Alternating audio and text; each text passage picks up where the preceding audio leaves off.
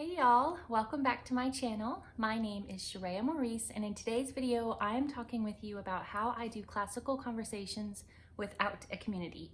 So if you're interested in hearing more about that, then be sure and hit that thumbs up button and stay tuned.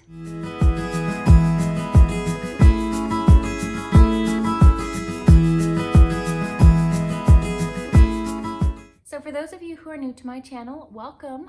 I am a homeschooling mama of 3 kiddos, ages 1, 3, and 5, and I like sharing videos about how you can simplify your homeschool to save you time, money, and your sanity. Because if you are anything like me, I could do with savings in all 3 of those areas.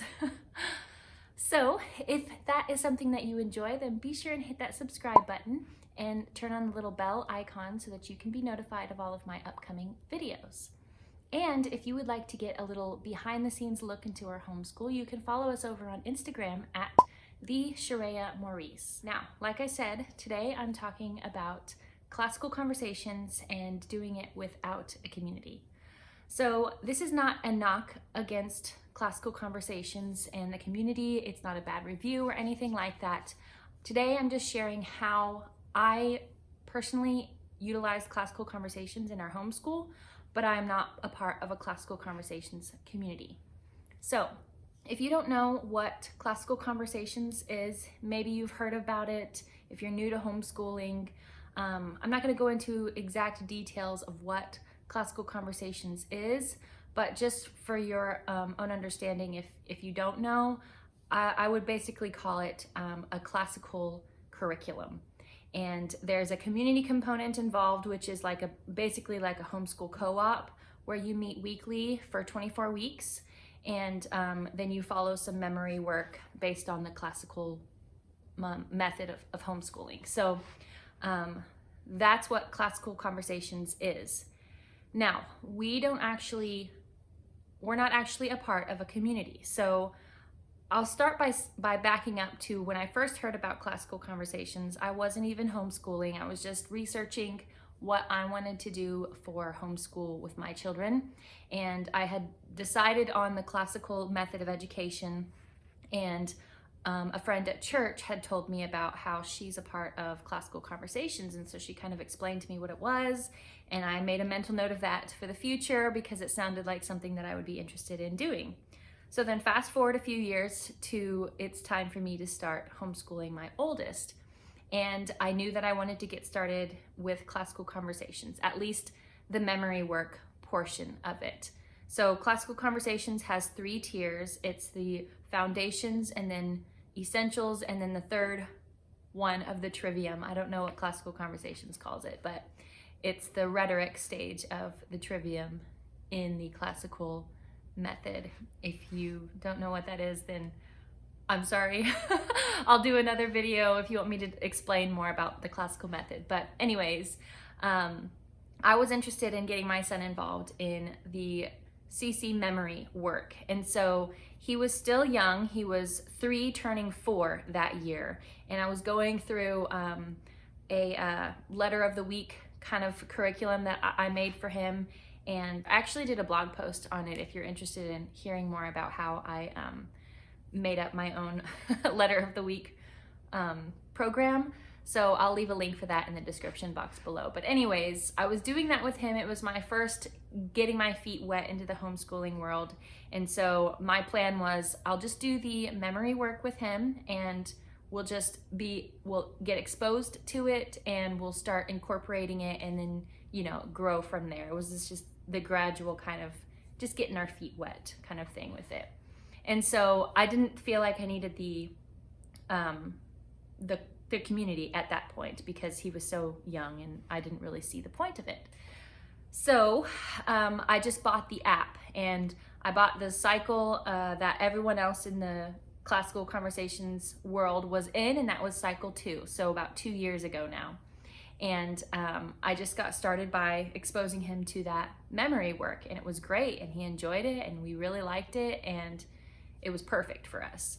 And so then we finished that year of cycle 2, and as we're wrapping up that year, I reach out to my local community, my local classical conversations community, and start getting information about how we might get involved and how much it will cost for tuition and all of that stuff. And so I go to an info meeting and meet the gals, and they're really sweet and stuff. And it sounds like something like that I want to do. And so I get set up to do a, just sit in on one of their community days.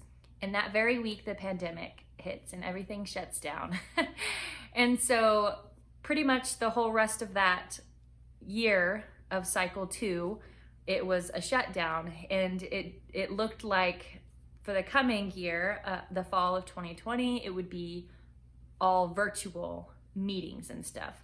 And so over the summer, I prayed about it long and hard, and I considered, so many things in regards to this community.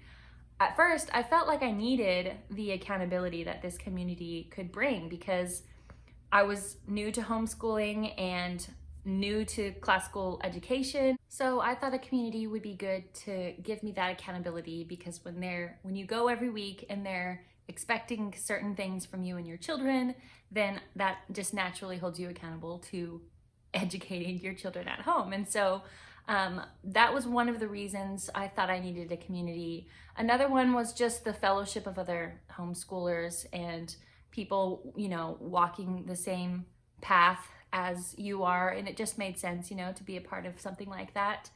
And those were the two main reasons why I felt like I would be interested in joining a community. So as I was praying over the summer and, coming to the reality of, well, it's going to be virtual, and that's pretty much, what's the point, really? I didn't see the point in doing virtual. I was just totally against all the virtual stuff. I like that, face-to-face interaction. So the other factor of joining a community was the cost.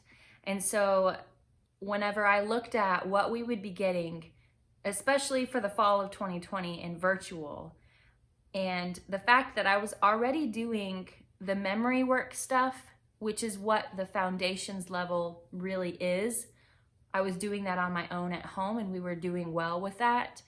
I felt like that the cost of the tuition for my son wouldn't be worth it for what we were getting, especially as a virtual community. So I decided against doing classical conversations with a community, but I still kept the curriculum. And so I realized that I don't need that accountability that I thought I needed, because at this point I was actually getting into a groove of homeschooling and figuring it out and enjoying myself in the process, and we were having fun with it. And we do have friends that they actually don't homeschool, but we get with them regularly enough that I feel like we have that community that we would have with classical conversations, just in a different aspect. So those were the main things. And then, I like to save money, and the cost of it just unfortunately wasn't worth it for us in our situation, especially at that time last year. Now, this can all change in the future, and I will reconsider joining a community maybe when we get to the essentials level, and mostly because I'm not really sure what essentials looks like and all of that, and so it would be helpful for me to be a part of a community at that point. But then again, it's just a matter of me researching and kind of discovering what essentials is like, and I'll have to reevaluate then. So maybe I'll do a video in the future and let you know if we actually join a community or not. But so far, I'm happy with not joining a community. I think that the money saved is well worth it, especially at this level for the foundations level. And then, not having a homeschool community, while there are good things to it, there are also negatives to having a community. So you're on the community's schedule, and it's only 24 weeks, whereas we homeschool year round. So with not being a part of a community, we have the freedom to go at our own pace. And the fact of the matter is the cycles It's every 3 years. You go through cycle 1, cycle 2, or cycle 3, and then you start at the beginning. And it's a lot of material to cover, especially for history, in just 24 weeks. And so this past year, I decided to kind of slow things down because we're not a part of a community, and we can do that. And then we can actually dive deeper into other areas of interest that we might not have gotten to being a part of a community. And so I've kind of made classical conversations, the curriculum, my spine, and that is the memory work. I enjoy classical conversations. I think the curriculum is great, but the community is not for us. So if you're wondering if you can do classical conversations, or if you need the community, my personal opinion is that the community at the foundations level with 1 child is not worth it. With 2 children, it could be worth it, but then again, it's more expensive.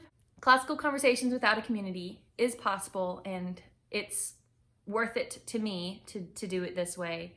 And we have enjoyed it. And what I have also decided is whenever we first started classical conversations, just doing the memory work, we started at cycle 2. And when I decided to not join a community last year and the fall of 2020, we actually went back to cycle 1 and started at the beginning, because I really hate starting things in the middle. It's just confusing for me. And so, I mean, we had already done it with cycle 2, but I realized, well, we're on our own schedule. You have the freedom to utilize it however we see fit. So I went back to cycle 1, where everyone else was doing cycle 3. I was able to do cycle 1. And another bonus about that is all of the local CC moms out there who go to the library to get books based on the current cycle that they're in. I didn't have to fight with them for those books, because that's one of the problems that I ran into. Being in cycle 2, I had to fight with all of those moms for those books that they were using. But when I'm on a different cycle, I don't have to do that anymore. So that was another bonus to not being a part of a community, is not having to fight at the library for those books. So classical conversations without a community is totally possible, and it's not necessary in some circumstances. Now, of course, if you feel like you're new to homeschooling and you're totally lost and you would like that fellowship and guidance that a CC community could bring, then of course, by all means, be a part of that community. For me, I'm more of a, go get it, figure it out on my own kind of person. And so, and then usually doing it like that saves me money. Of course, it saved me the tuition for a CC community. So that's just what works for me. But you have to consider your own circumstances and situation and what you feel is best for you and your family. So I hope that my story and experience with CC without a community either helps you to know that you need a community, or that you can, that it gives you the courage and excitement to do it on your own and have that freedom of using a good classical curriculum, but also making it your own. So if you have any questions or comments or anything like that, go ahead and leave them in the comment boxes below, and I will do my best to help you any way that I can. And if you liked this video, please give it a thumbs up. Don't forget to subscribe and turn off the little bell notification so that you can be notified of all of my upcoming videos, and I will see you in the next one.